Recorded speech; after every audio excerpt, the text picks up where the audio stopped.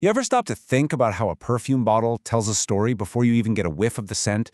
Well, that's exactly what we're going to do today. We're diving into the visual language of these incredible new luxury perfumes from the Gulf, and we're going to decode all the clues hidden in the glass, the cap, and even the font. Okay, let's get into it. So, here's the fundamental question. How do you sell something you can't even see? That's the million-dollar challenge for any fragrance brand, right? They can't exactly show you a smell. So they have to sell you something else, an idea, a story, an identity. And that whole story begins with the bottle itself, long before you ever actually smell the perfume. Okay, take this bottle from Herschel Lahab, for example. I mean, this is so much more than just a container. It's a whole statement. That golden finish, the crown-shaped cap, it immediately tells a story of opulence, of royalty. You know exactly what world you're stepping into. Now look at this. It's like night and day. Frankel's Silver is the complete opposite. It's stark, it's clean, it's totally minimalist. This bottle is telling a completely different story, one that's all about sleek, understated, modern confidence. And then there's Laverne Scents. You've got the sculptural shape, the soft pink color, and even that leopard print on the box. It all comes together to tell a story of artistic, bold femininity. So right there, you have three bottles, three completely distinct worlds, all communicated without a single word being spoken. And all of this leads us right to our first big idea, this incredible art of selling the invisible. The perfume industry are masters at this, at creating a deep, emotional connection to a product you can't actually see. So you gotta think of the bottle as the cover of a book. It's the brand's first and maybe its only chance to tell you its story. A story of luxury or modernity or tradition, all told through the language of shape, color, and texture.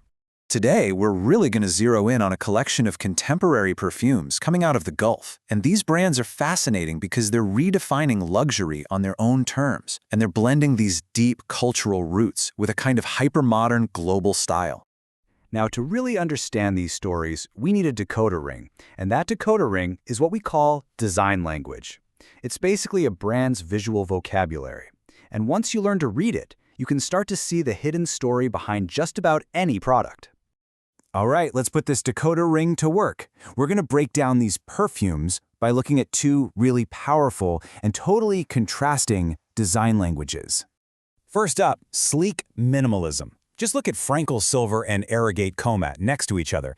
They feel like they belong in a modern art gallery or maybe an architect's office. They're just so clean, so confident, and incredibly refined.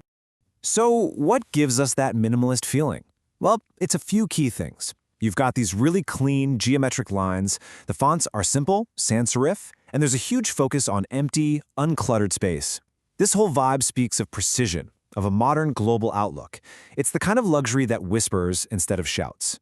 Now, on the complete other end of the spectrum, you have what we can call modern opulence. You've got Herschel Lahab with its crown, and Pink Queen with that intricate, almost cage-like texture.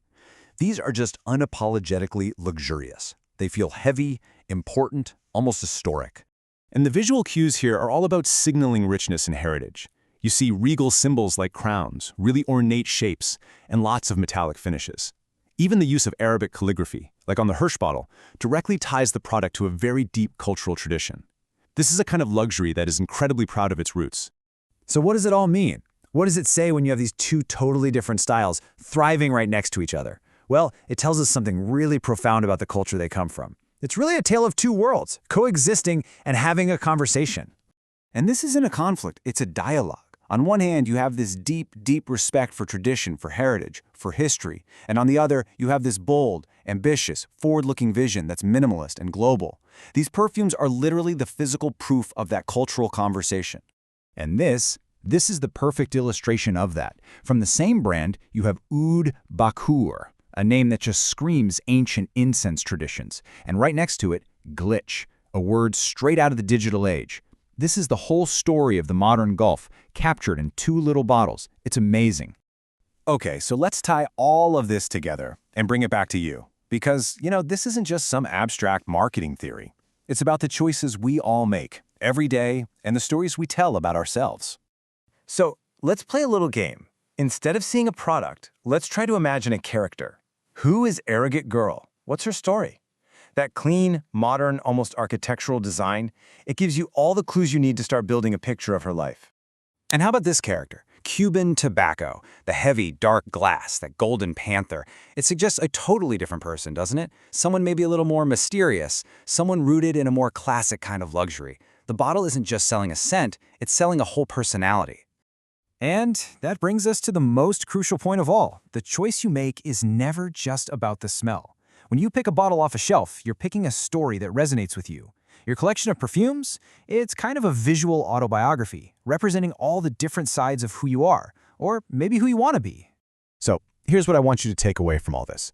The next time you're in a store or scrolling online, just pause for a second. Really look at the perfume bottles. And don't just ask yourself what they smell like. Ask yourself, what story is this bottle trying to sell me? And maybe more importantly, is that a story I want to be a part of?